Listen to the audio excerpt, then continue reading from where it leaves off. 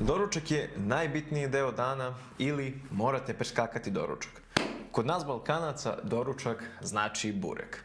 I upravo u današnjem videu ćemo pričati o tom famoznom bureku, kako on to utiče na naše zdravlje, da li ga trebamo uopšte jesti, da li je dobra opcija za doručak i da li možemo da ga zamenimo nečim boljim. Tako da, ajde da pređemo na video.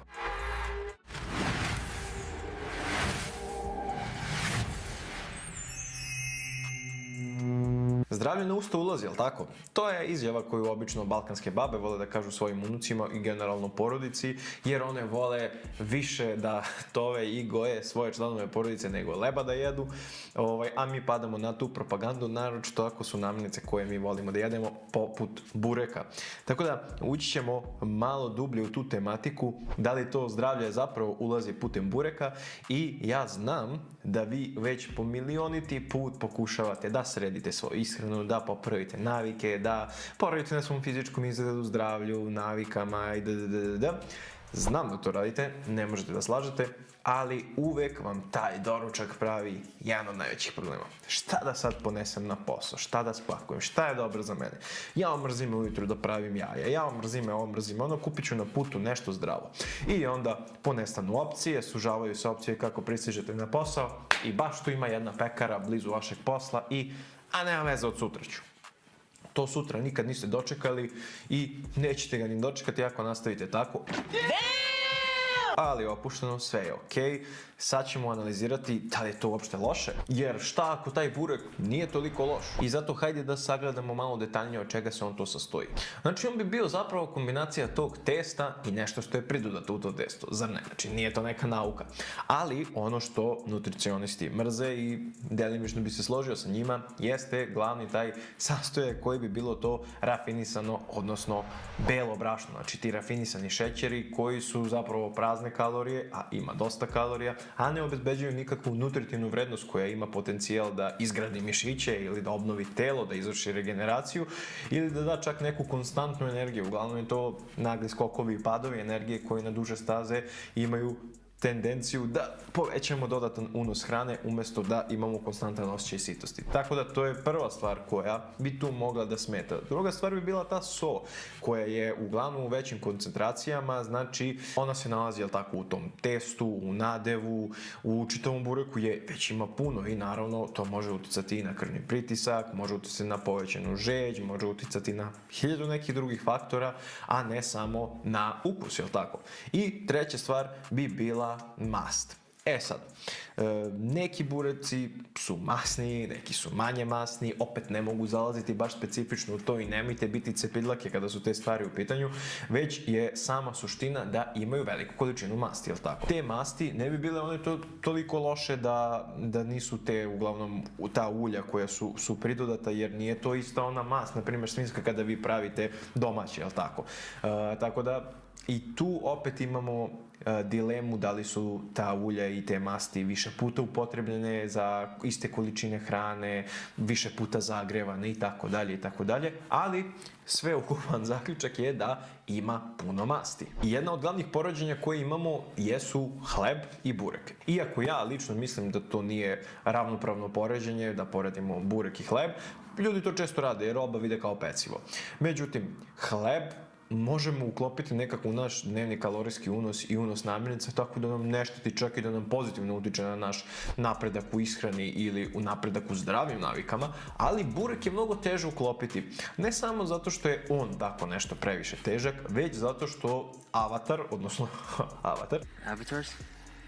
osoba koja će uzimati tu namirnicu, mi moramo pretpostaviti da je prosečna osoba. Šta po tim mislim? Po tim mislim da je to neka osoba koja se ne bavi previše sportom, koja nema previše mišićne mase, koja nema previše zdravih navika, koja ne spava baš najbolje, koja često puši, pije, koja ima često problema sa hormonskim balansom i svim drugim faktorima koji zajedno kada se sklope dovode do toga da energetska potrošnja i nije nešto previše velika kod takve osobe. Tako da, i ukupan energetski balans te osobe je previše mali i energetske potrebe da bismo mi mogli da uklopimo taj burek. Jer 1/4 bureka, ljudi, ima negde oko 600 do 900 kalorija, što bi za neku žensku osobu predstavljalo skoro polovinu njenog dnevnog kalorijskog unosa. Ženska osoba koja nije toliko pritom fizički aktivna i nema toliko veliku količinu mišićne mase. Znači, vi možete da razumete koliko je to teško da uklopite neke veće količine bureka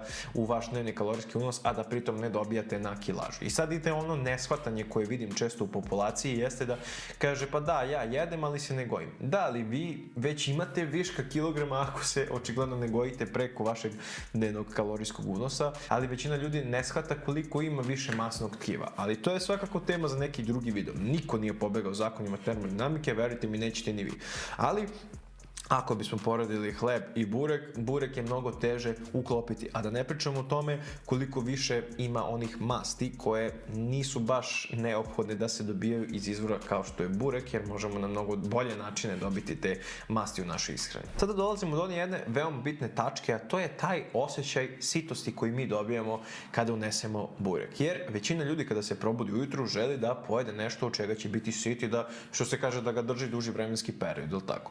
I imamo ovde malo neku prevaru, pod znacima navoda. Šta po tim mislim? Po tim mislim da nas burek može da zavara. Zato što njegov sam po sebi indeks sitosti nije toliko visok, ali zbog velike količine masti koju on ima u sebi i naročito ako uzmete na primjer sa mesom pa dobijete izvor proteina, vi ćete se osjećati zapravo sitim i to veoma sitim odmah nakon uzimanja obroka i nakon par sati, zato što znate već da se masti i proteini duže vare, a naročito u kombinaciji masti sa proteinima se znatno duže vare nego, na primjer, ugljeni hidrati. Tako da ćete vi imati izuzetno veliki osjećaj sitosti nakon unosa tog bureka i sa tim unesete mnogo kalorija.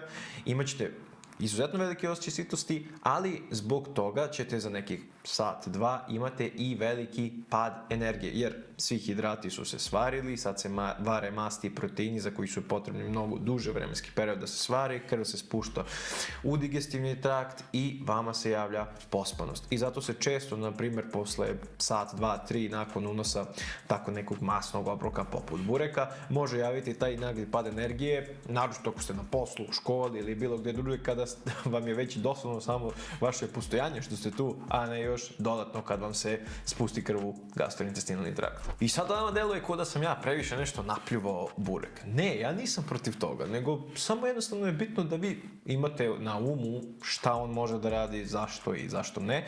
A kada smo kod već poređenja, hteo bih da ga isporedim sa nekim drugim navikama i sa nekim drugim namirnicama, jer mi Balkanci smo majstori kada je u pitanju poređenje, ali uglavnom je to poređenje kada želimo da opravdamo neku svoju lošu naviku, pa je poredimo sa nekom još gorom navikom od drugih ljudi, ali nikako i nećemo uporediti sa nekom, na primjer, zdravijom navikom. Jer cilj je da opravdamo sebe, jel tako, a ne da budemo objektivni. Ali mi ćemo se potruditi u ovoj situaciji da budemo objektivni i da odgovorimo upravo na ono jedno važno pitanje. Šta bi ja drugo mogao da jedem umjesto bureka? I sad me neko pita, da li je bolje da pojedem ja pljeskavicu neku nego burek? Da li mi je to zdravije? U suštini i jeste. U zavisnosti od toga, naravno, kakva je sadržina tog mesa, da li je pečeno u dubokom ulju, da li je pečeno na roštilju, znači samo na vatri, grilovano itd. itd. Ali sam sastav mesa i procentualna količina mesa u jednoj pljeskavici će biti mnogo veća i manje masti nego u jednom bureku. Tako da to bi bila čak možda i malo bolja opcija. Ne idealna, ali malo bolja. I sad ide ono poređenje. Naprimjer, burek ili neko slatko pecivo, kao što su, naprimjer, krofne. Da li je to podjednako štetno? Pa rekao bih da je veoma slično, s tim što će, na primjer, biti potrebna negde ista količina hrane i energije u vidu kalorija da se zasitimo i od jedne i od druge namirnice, ali štetnije su krofne, naravno, zato što sadrže prevelike količine tog industrijskog šećera, što čak i može trenutno stvoriti osjećaj sitosti, ali na duže staze burek će vas mnogo duže držati sitim, pa će čak i obezbediti neke nutritivne materije koje će vam biti korisne za telo, a od krofne nemate ništa mnogo toga dobrog, osim izuzetno lepog osjećaja koji ćete imati i malo viška koji ćete dobiti usput. I onda ide ono, da li moram jogurt, da li mi jogurt pomaže u varanju tog bureka, znači popijem jogurt i odmah mi je bolje. Da, on će vam pomoći generalno u varanju, ali on neće izbrisati te masti, neće izbrisati te kalorije da one nestanu. Pa kao, jer ljudi često povezuju varenje sa hranom, znači ja imam dobro varenje, ja mogu da pojedem bilo šta i neću da se ugojim. To nije uopšte vezano jedno s drugim, tako da nemojte da mešate babe i žabe. Sljedeće poređenje bi, na primjer, bilo šta onda pojesti drugo. Da li je bolje burek ili ovsene pahuljice ujutru? Ja bih vama najiskrenije rekao da se potrudite da ujutru neki izvor proteina u kombinaciji sa mastima sa što manje hidrata, jer ujutru ste se već probudili, kortizol vam je skočio, nemate potrebe za tolikim dodatnim unosom šećera koji će na kraju da vas opet dovede do pada insulina i pada šećera i pada energije na duže staze, već uzmite neku namirnicu koja će vam obezbediti taj duži osjećaj sitosti, to jest na duže staze, koji će biti, tako, kombinacija proteina i masti. Znači možete pojesti neka jaja, neki sir za doručak i mislim da bi vam to bilo sasvim ok. U nekim situacijama je čak i bolje preskočiti doručak ako već ne možete da birate šta ćete da pojedete, ali ne postoji, zapamtite jednu stvar, ne postoji jedna specifična stvar koja je najbolja za sve vas. Zato morate isprobati i biti svesni toga da vam neće sve jednako odgovarati. I zato kada čujete šta god da vam neko daje kao savjet, on prvo mora vas da poznaje i da poznaje i vašu istoriju bolesti i vaše trenutno stanje, fizičko stanje, mentalno stanje, vaš hormonski balans, navike, životni stil. Znači mora da vas poznaje kompletno kao jednu celinu kako bi doneo neki finalni zaključak. I onda dolazimo do onog glavnog pitanja. Da li nikada ne trebamo da jedemo burek pošto je kao toliko loš? Ja, ljudi, ne mislim da je toliko loš. Ja ne mislim ni za jednu namirnicu da je toliko loša, da je demonizovana, da od nje trebamo da bežimo, da se od nje plašimo. Ne, ja uopšte u to ne verujem. I ne biste ni vi trebali da verujete u to. Da, postoje ljudi za koje nije toliko dobar izbor i za ljude za koje je bolji izbor i neke namirnice koje su stvarno objektivno zdravije i manje zdrave, ali ne postoji ništa što je magija. I to ću vam govoriti konstantno. I ovo je taj serijal u kome pokušavam da komuniciram sa vama sa što manje stručnih termina i terminologije, sa što manje nauke, sa što više priče i razumevanja. Tako da pratite ovaj serijal jer imat će mnogo epizoda i u vezi fitnessa, treninga, zdravlja, medicine, ishrane, suplemenata, sve. Tako da potrudit ću se da imamo taj neki koliko toliko komunikativni odnos, a ne odnos učitelj i slušalac, jer ne smatram sebe toliko naprednim da bih izigrao sad tu neki autoritet i učitelja, već želim da vam pomognem, a da se razumemo. I ne trebate uopšte izbacivati ništa. Naš mozak ne reaguje dobro na negaciju i šta god mu mi kažemo nemoj nikad, imat ćemo baš potrebu za time. Ali to ne znači da moramo svakog dana da jedemo taj burek, jer možemo nekako nekada uklopiti. Možete pojesti jednom u par dana, neće biti ništa toliko strašno. Idealno bi bilo ako pojedete i znate da ćete, na primjer, u nekom danu imate mnogo fizičke aktivnosti i imati mnogo mentalnog rada, da taj dan malo jače, pod znacima navoda, jedete. Znači, taj dan pojedite taj burek. Neće ništa strašno da bude. Ostatak dana uklopite da ne pojedete burek, pa posle pojedete 3 bureka i uveče picu.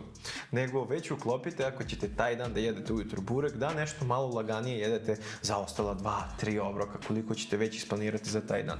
Tako da, pojedete jednom u par dana, sasvim ok, ništa vam neće biti. To ne znači da ne trebate nikad da jedete. I ona jedna važna stvar za kraj, kao i uvek, doza je ono što čini neku supstancu otrovnom ili lekovitom, tako da pazite na količinu hrane koju unosite kao i na vrstu namirnice i uvek se trudite da obezbedite svojem telu sve ono što mu je potrebno, jer ukoliko ga kljukate sa puno hrane koja je zapravo praznih kalorija, ja to tako zovem, mislim generalno to ljudi tako zovu, kada ne obezbeđujete ni makro ni mikronutrijente, a dosta kalorija obezbeđujete, i dalje će telo imati potrebu za unosom dodatne hrane sve dok se ne obezbede ti makro i mikronutrijenti, a samim tim procesom ćete uneti previše kalorija, stvoriti masnog, odnosno adipoznog tkiva i uvesti telo u neko nepovoljno stanje za neke druge bolesti, na primjer kardiovaskularne, metaboličke i tako dalje, koje ne želite da imate. Tako da portion control, odnosno kontrola svojih porcija, mindful eating, znači razmišljate o tome šta jedete,